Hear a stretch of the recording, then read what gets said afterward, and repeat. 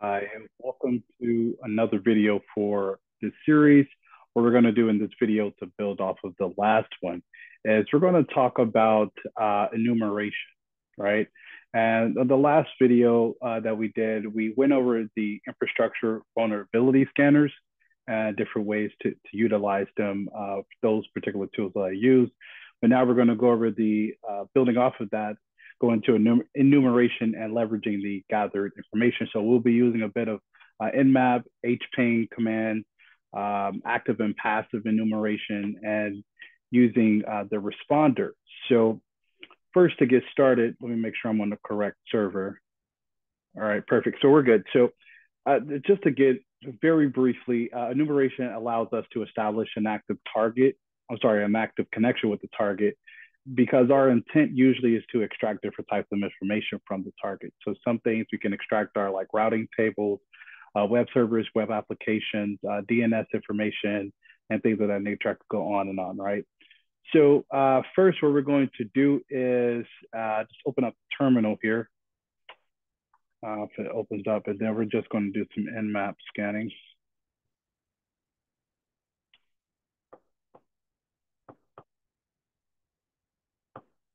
Right, so now we have a scan. So now it's ping scanning, right? So when we use the CIDR 24 or /24, it will scan all 256 IP addresses on the network. So now we see the output for our command, and we notice that it looks like about, let's see, a few hosts were scanned along with the gateway IP. Let's see, at 192.168.0.250 is also found. So that looks pretty good. So now we're just going to clear this out. And now we're just going to do a scan without the ping. So we're just going to do this here. All right, perfect. Another scan. And now we notice that without the ping scan here, it has detected, let's see, should be about quite a few systems on the network. All right, so now we're just going to clear this out again.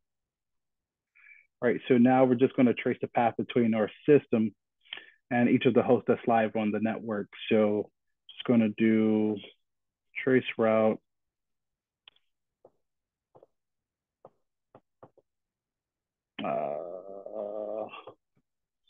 Here.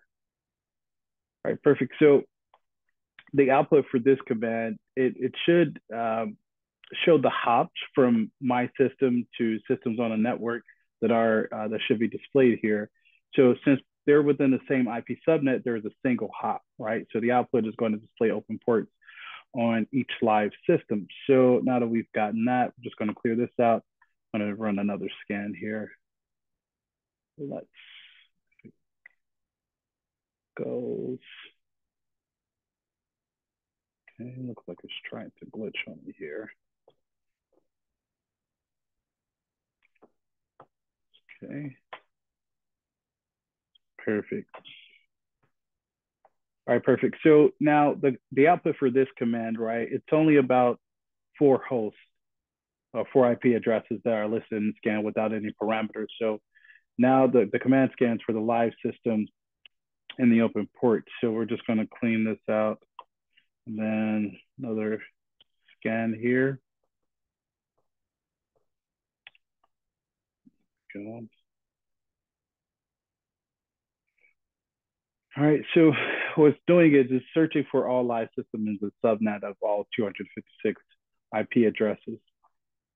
And perfect, there it is. And the discovery scan is typically used to locate live hosts on a network. So there are various methods that can be used in discovery scans. Some of them are like use ping scan, ARP, port scan, and to use a ping for discovery hosts, it's a common method. So we can do something like there we go. Then sometimes several systems have firewalls running that block ping commands. So sometimes, therefore, like discovering a host using ping may not be successful.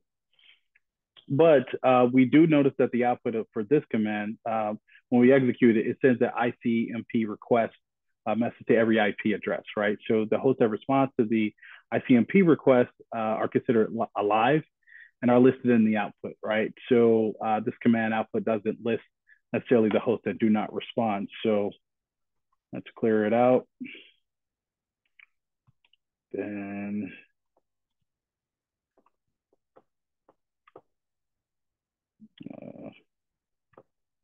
there we go. All right, so we can also send ARP requests to the host on a given subnet. And if the target system responds to these requests, then it means it is alive. So this method, unlike the ping scan method, is not usually blocked by the firewall. So we're likely to get a better outcome with the previous command, right? As we can see here, right? So now with the notice that with the PR command, also the Nmap command has scanned, as we can see here, should show how many. Typically, it should show normally the that it shows that it has scanned 256 IP addresses and found however many hosts that it finds live. And open ports are also listed as well. So let's see. Open. You can see all the open ports here, TCP ports.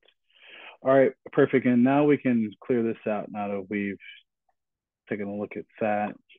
So we can also scan for open ports to detect the system status. So we're going to take a look at that. All right, so this can be useful when the systems have firewalls enabled and the systems are either in another subnet or another network altogether. And when we attempt to detect the ports, the systems will respond to the request with that prior command that I have, and you'll see 256 IP addresses that were scanned and the results of the scan here, what we were commanding, right? So also with the P parameter, we can scan from more than one port. So for example, we can use a command with minus P 2280.139, 3389.192, and each port number has to be separated by a comma.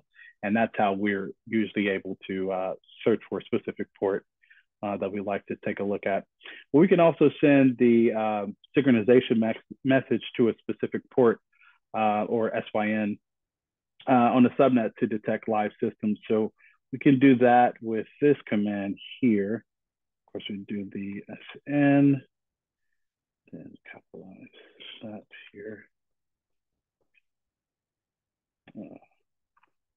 Perfect. All right, so we have a new scan here. So now we see the hosts, the amount of hosts, and how many IP addresses were done during that last scan as well. So using the port scan method, we can normally determine the TCP or UDP port that's being used. We can either scan for the entire range of ports, or which are from 1 to 65535, if I remember correctly, or we could scan for specific ports as I just mentioned, right, with the minus P sign. Now, when you're scanning for ports, you need to be aware that there could be different states of ports, right? So there's an open state, which is like an application that's listening for connections on that particular port, or closed when the message that was received, but no application is listening on the port. Then you also have filtered when the messages are not received and the state of the port cannot be determined. Then the state occurs when some type of filtering is being used on that port. You also have unfiltered. Messages are received, but the state of the port cannot be determined. You have open/filtered, where the port was either filtered or open, but the Nmap was unable to determine the state. Then you have closed/filtered, which the port was either filtered or closed, and the Nmap was not able to determine the state there as well. So we're just going to, let's see, get another command here. there it is. So one of the simplest things to do to target a system with a nmap command without using any parameters is to use that command I've just done there. It's pretty simple. And we'll notice that it'll show us how many ports are open, right? And the IP address that is found, which is, let's see the IP address. Should show.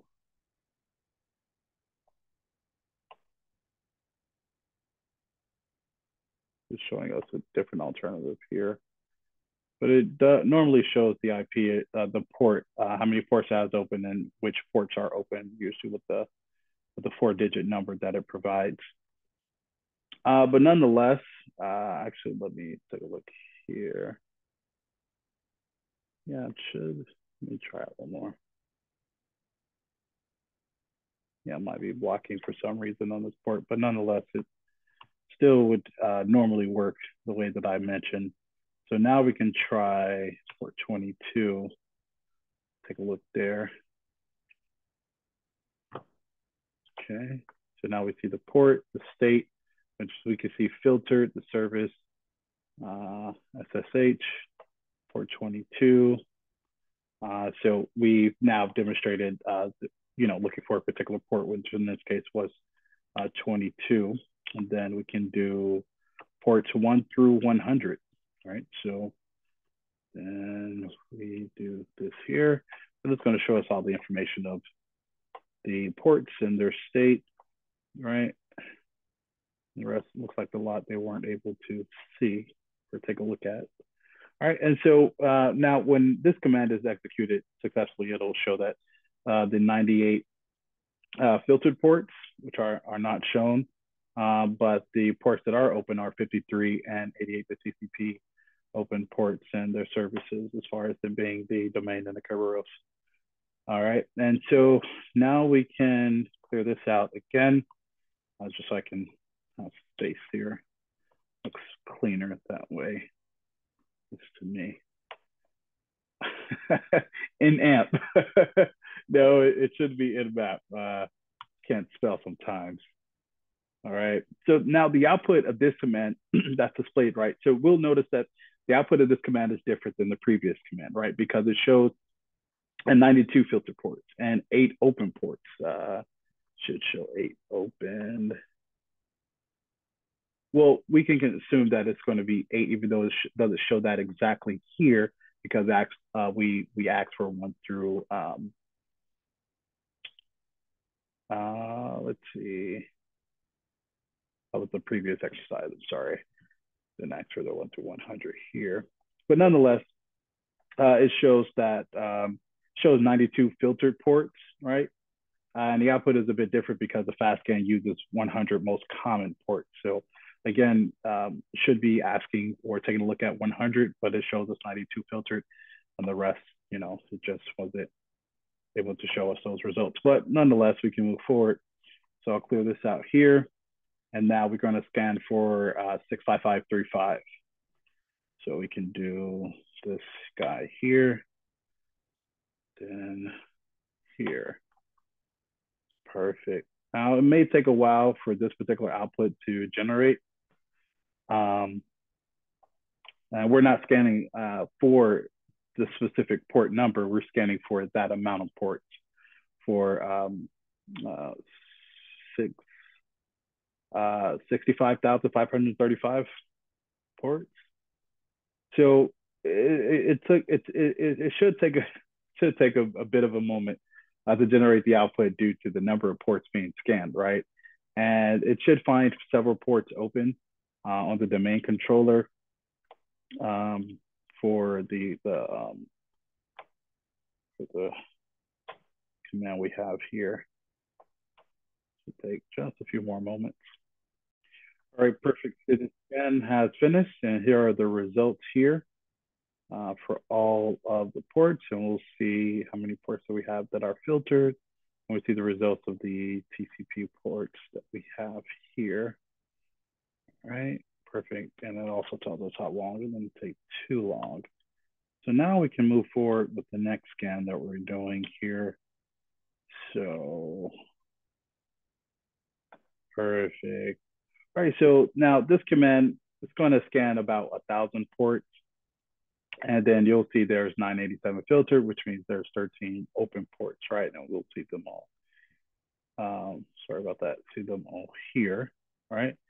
Now that we've done that particular scan, let's clear this out and do another one. Let's do this one here. 3. So we're doing it specific, so we need commas. So pretty much the ones that I mentioned earlier that we're going to take a look at. Let's see. Perfect. So typically you don't want to put a space after the comma when listing ports. If we do, then the Nmap is going to consider it to be the IP address and will attempt to find the route to that port number. So we don't put a space until we actually put the IP here. But we see the results, right? And we'll see that only the NTP port 53 is open, right? Actually, that's a couple. Should be only 53, but it's 53, 80, and 3389 for those ports that are open, which is fine. I mean, this is just an example, right? So let's clear it out. So now we can use the top ports scan. So let's, if I can spell it. So let's do this here.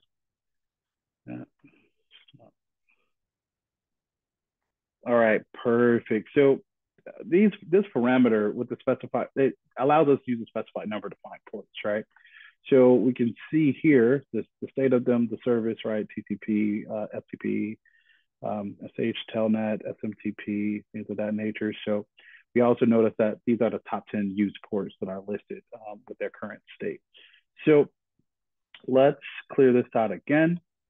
All right, perfect. So now we're just going to take a look at Hping 3, mentioned earlier, the powerful tool that can be used for various types of scanning in the network, right? So it performs layer 3 and layer 4 scanning. So we'll be doing this. We'll be utilizing this tool to perform various types that I just mentioned. So let's see. Yep, we're in the right terminal. So let's start with Hping 3, and let's use this same IP here, and then CMP. Let's see what we get here. So we're performing an ICMP discovery of a single host using Hping 3, and it's going to actually continue unless I tell it to stop. Actually, to stop it, I just hit Control and C. But nonetheless, if I don't do it, it'll literally just go on forever. So now we can limit the commands as far as the ICMP discovery for a limited number. So we would type something like, actually, if I can be lazy, I can do this and Control 5. Perfect. All right, so now we see it's been limited to 5 times, right? Because I have the set amount of numbers here. I'm telling it to, what to look for as far as the ICMP, and then the amount at the end here, which is 5. So we have the, 5 for the limited amount of times that is going to get searched. So now we could use the command, as I mentioned, for the previous scan that we were doing for specific for the negative sign or subtract sign P.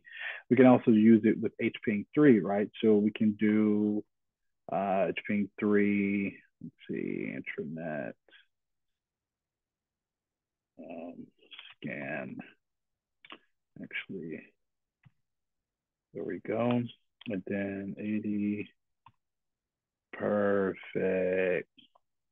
And just by the way, the track sign with the capital S parameter sets the synchronized flag, right? So we noticed that in the flags column where S and A are mentioned, right? This means that the synchronized and the acknowledgement response was received from the target system. So as part of the handshake, the TCP three-way handshake between the two systems, so it has a few steps, right? So the host one, it sends the TCP, I don't want to go through the whole thing, but nonetheless, as part of the handshake, I mean, I'll be very brief. So it sends a TCP synchronizing packet to the host 2, from host 1 to host 2. Then it sends, once host 2 receives host 1 synchronization packet, synchronized packet, then host 2 sends a synchronized for acknowledgement. And then host 1 receives the synchronized and acknowledgement. And then, well, they receive it from host 2. Then host 1 took the acknowledgement. Host 2 received the acknowledgement that host 1 sent. So just to keep it brief, even though it still sounded a bit convoluted. But let's go ahead with another HP3. Let's see, intranet scan 2280.443. That's because I was too zealous there.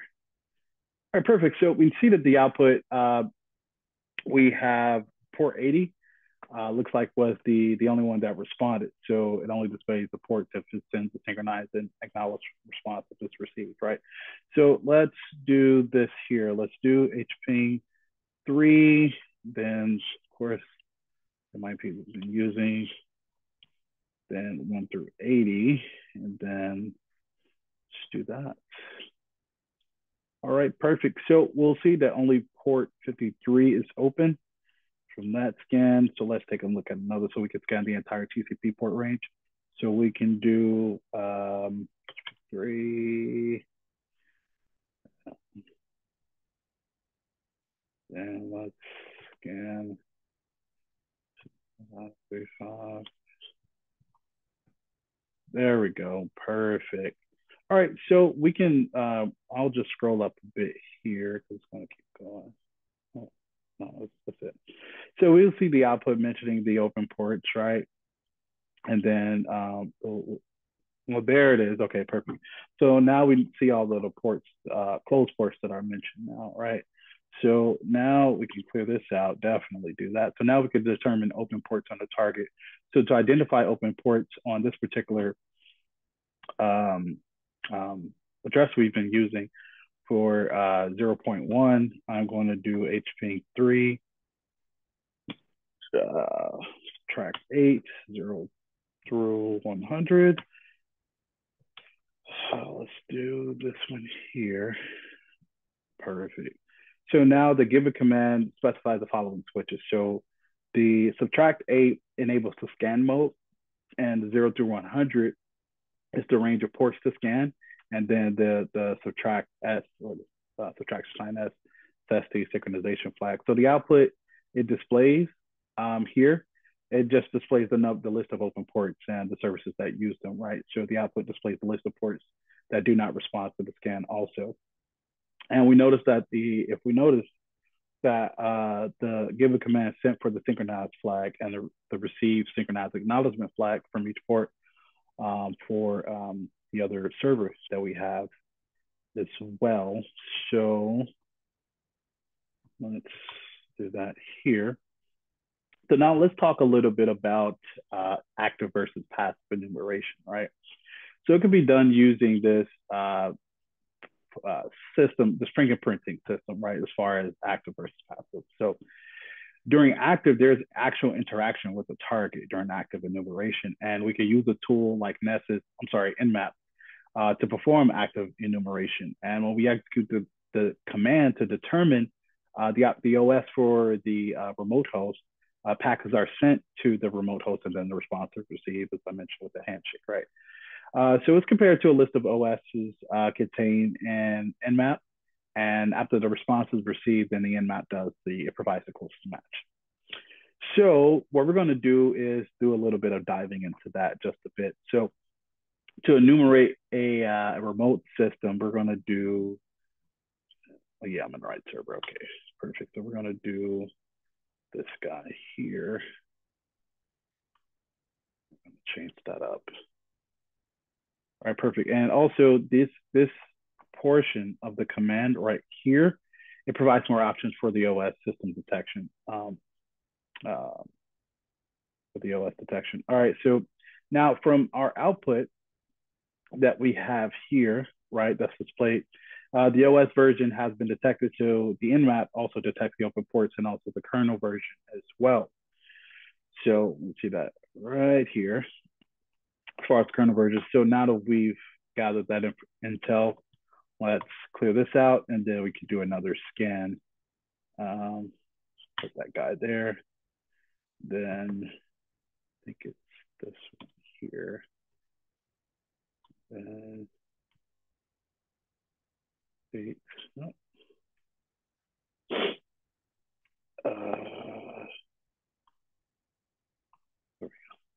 Perfect. All right, so we should see the output in just a moment. Let's see. Hopefully it doesn't take too long. Oh, there it is. Perfect. So now that we've got the intel from there, we can move forward with using our next command here. So we can actually switch this back to the former, right? And then do this here. Perfect. So we can also use this portion of the command here option. It will attempt to detect the operating system, as I mentioned. If we're not able to do so, then it again provides the signature closest signature possible, and then performs an aggressive detection of the OS.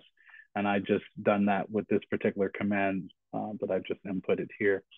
And so since I've done that sort of scan, I'm going to clear that out. Now, when you perform an OS scan, right, by default, Nmap, it will attempt 5 times to detect the name and the version.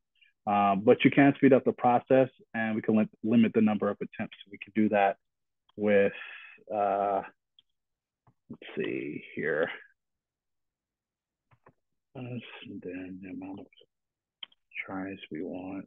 And let's see, 5. Actually, no. There it is. Perfect. Host seems down. If it really is up, but blocking our ping, then we can try. But it only tried twice, so that's it's helpful. But I if I was doing this out in real life, I would actually do it a bit more. But it depends on the situation, though, right? But we can also, to move forward, we can also use the minus a sign parameter, right, to perform fingerprinting. So we would do something like this here. Oh wait, no. There we go. All right, perfect. All right, so pretty much the same response, right? So that's active enumeration, right? Actual interaction with the target. So with passive enumeration, it can be performed in different ways. So for example, you may get you may get a lot of details from error messages that contain information like the type of OS and the server, and sniffing network traffic, which can help determine the operating system. Now, attackers normally can use OSINT, open source intelligence, to obtain information that is available publicly, right? So there's nothing wrong with collecting such information because it's not confidential or private necessarily, but because anyone with a little bit of skill with doing it could obtain information about their targets. I mean, who hasn't created a fake Instagram page to look at someone else's page when they know they should be looking at that page? I mean, who, just to get some information, who hasn't done that? Who hasn't? So yeah. So we'll there are various places to look on that where someone can look for information like WHOIS database, targets database. I'm sorry, website, social media, Google search results, DNS information, so on and so forth, right? So for the next portion of our exercise with the passive enumeration, we're going to take it over to an alternate server here. Once it loads up for us, then we should be able to be good to go. All right, so now we're rocking and rolling with the server, the alternate server here. So again, we're going to move forward with some passive enumeration. So to start, as I mentioned, there's a few websites, right? So I'm going to start with the website here. Let's put that secure on there. And then I'm going to go to whowis.com. Actually, don't bothers me here. Perfecto. All right, perfect. So now the Who Is website is here. What does that identify for everyone? I believe it says. So now the web page is displayed, and I can type in a search bar here as far as entering any domain, but I'll just do practicelabs.com. And then let's do that here. So it says it shows us the domain, when it was registered, when the domain expires, when it was updated, status, the contact, literally everything, right? As far as some good OSINT, right? So it just shows us everything we, for the most part, a lot of general information that we'd like to know on right on the public information on the internet. And so I'm just going to open up a new tab here so we can actually take a look at another site. So whatever, down the way. All right, so we're going to do is not to.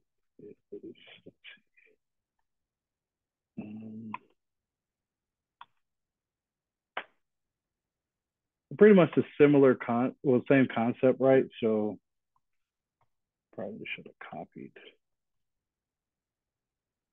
And then, come on. There it is. Okay. Okay. Most certainly not a robot. I hate when it's got a little sliver there and it's like, should I click it? Not. You're a robot. How are you going to tell me if I'm a robot if you're a robot? But that's another story. Anyway, so same concept. Again, look at all this information. Look at where it was registered, phone number, email, name, servers, dates, when it was created. Like, this is pretty decent amount of information, right? As far as anyone who wants to do OSINT on a particular website, right? So now, just going to close this out. So to move forward, and that's lookup also is a network administration command line tool that's primarily used to query the domain name system DNS. Now, using this, you can obtain the domain name or IP address mapping. So to take a look at that, we're going to pivot over back to the server, and I'll actually clear out because I got to use the terminal here. I want to clear that out first. All right. So we can do ns lookup practice labs. Right. Perfect. So now we see the servers, the IP address, the name, all of that good jazz. So this is a few things we want to note. So the IP for the website is displayed, right? So the first two lines of the output, all right, specifies the server to which the request was directed. And this is the default server for the DNS name resolution, right? So the second section provides the name of the record, right? And its corresponding IP address. Now, in this example, the DNS server, which is 192.168.0.1, right? The record for Practice Labs is also mapped to the same IP address. So in a real world scenario, we're likely to get both of them to be different IP addresses, actually. So we can also look up for a specific record. So let's take a look here. There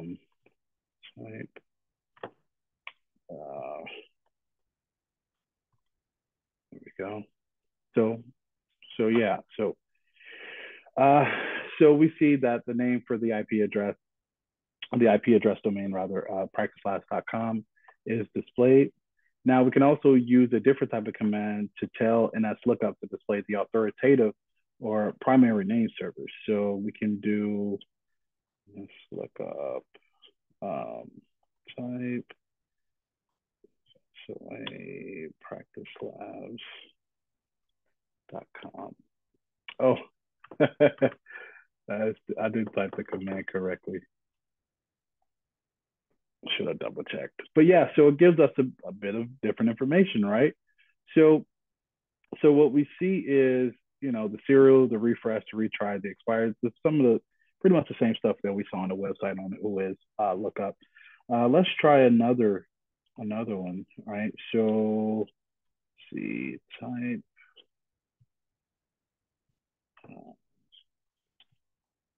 debug practice labs.com. I think that looks about right. So we can pretty much just verifies how long a record is cached using the debug parameter here. And we can see, let's see, PL600, these records here. Now, there is no indications about when the records are going to expire. However, if we do execute this command on a live server on the internet, we will have the answer that shows here for the authority and the additional records, if there are any additional records. But the internal server does not provide complete details, unfortunately. So let's clear this out here, right? So we can also use the MX record to map a domain name to a list of mail exchange servers for that domain. So let's do this here, query MX practice labs. If I can type it, practicelabs.com, I believe that's right. So for example, the MX record, it provides details of the mail server, right? To which all the emails are sent for that domain. So let me take a look. Let me make sure that it was written correctly. It was, but typically that's what should populate, right? As far as everything that I mentioned for a real website. But there's no mail server for this. It is a real website technically, but there is no mail server for this domain. So there's a failure for the command. So we can actually do, let's see, let's look up. Type.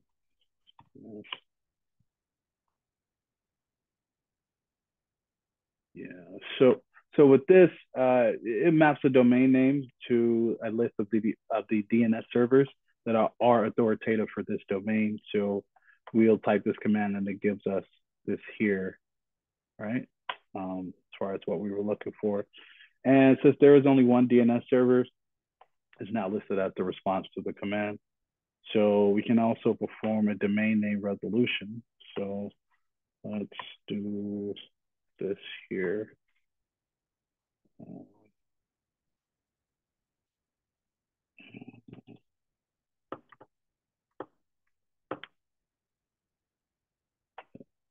Yeah, perfect. All right, so now we see the details for this particular command, and now we can just take a look at just a few more. So we can also change the default timeout to wait for a reply.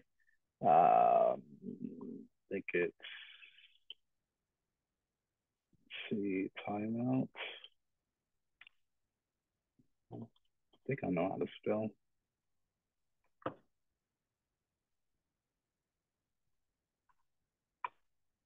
And I do not. Let's see.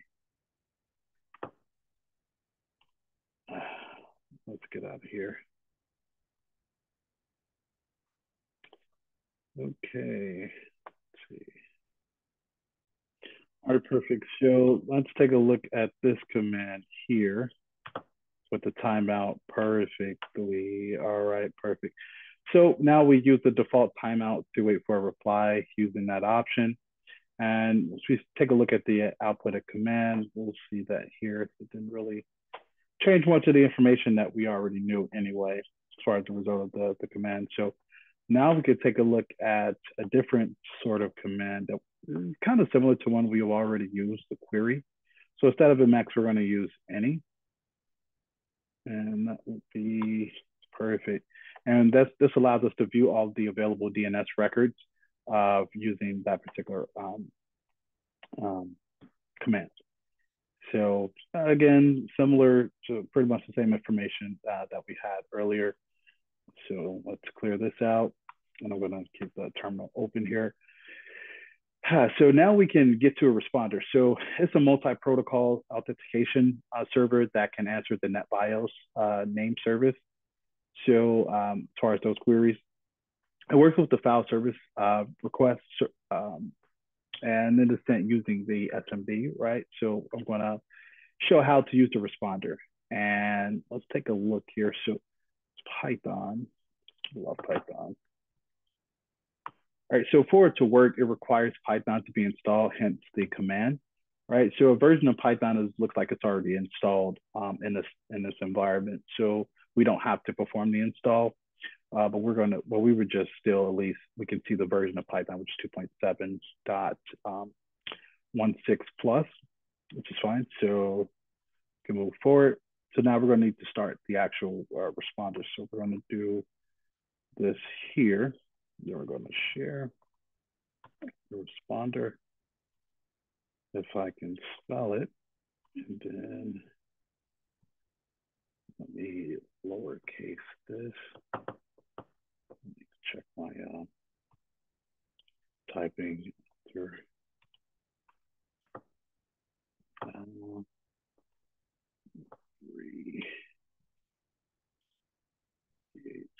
3H0.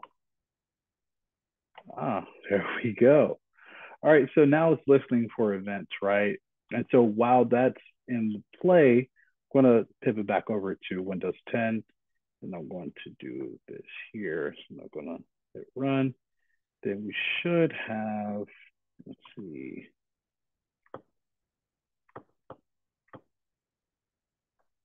Cannot find it. Let's see.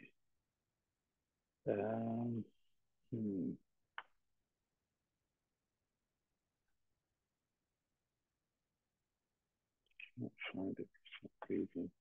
All right, that's fine. Let me pivot back over here to see what it's found. Okay.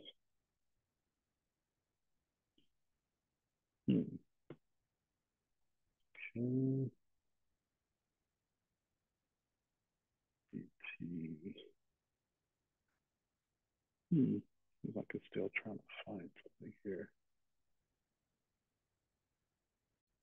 All right, perfect. So while it was listening for events, it picked up on a few things, and partially because of the run that I typed in the open text dialog box. So now I'm just going to actually let me head back over here to terminate this. Let's see. There it is. All right, perfect. So then go back over here. So let's see. Let me actually take a look here. That's up. We actually need to figure out a few things before I move forward on that server.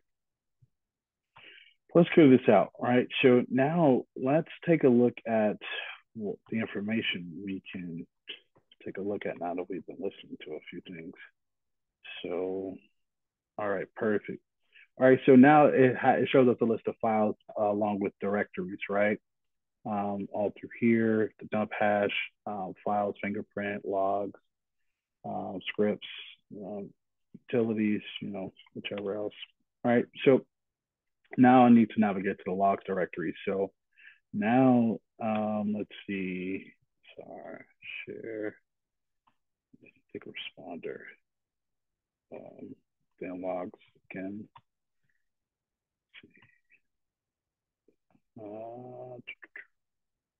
It's always something. There it is. All right, perfect. So now it displays the list of files, right, that we see here. And we see that there's a file here that's named SMB, NTLMV2, whatnot, right? And this is the file that the responder has generated with the output. So now that we have that info, let's clear this out. And now we're going to use John the Reaper to read this file and crack the hash. So let's do John USR. I want to make sure I spell everything right this time. Responder. Probably should have copied and pasted this. But this lab is a bit sensitive, so So I try not to do that too much.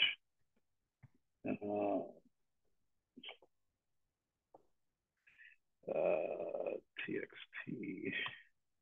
There it is. Perfect. So we see the administrator, the role for the login, and the password.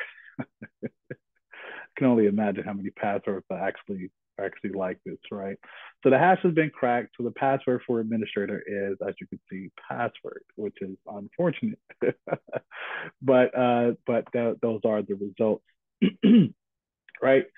So now we understand that with this information that we've uncovered through the scans, the different types of scans, as far as the enumeration, right, passive and active, and did a bit of hash cracking, we understand that we can leverage the gathered information, right? So after performing the passive reconnaissance, we can put the gathered information to use different tools that were used to gather various types of information, right? Such as IP addresses, DNS information, subdomain names, and so on.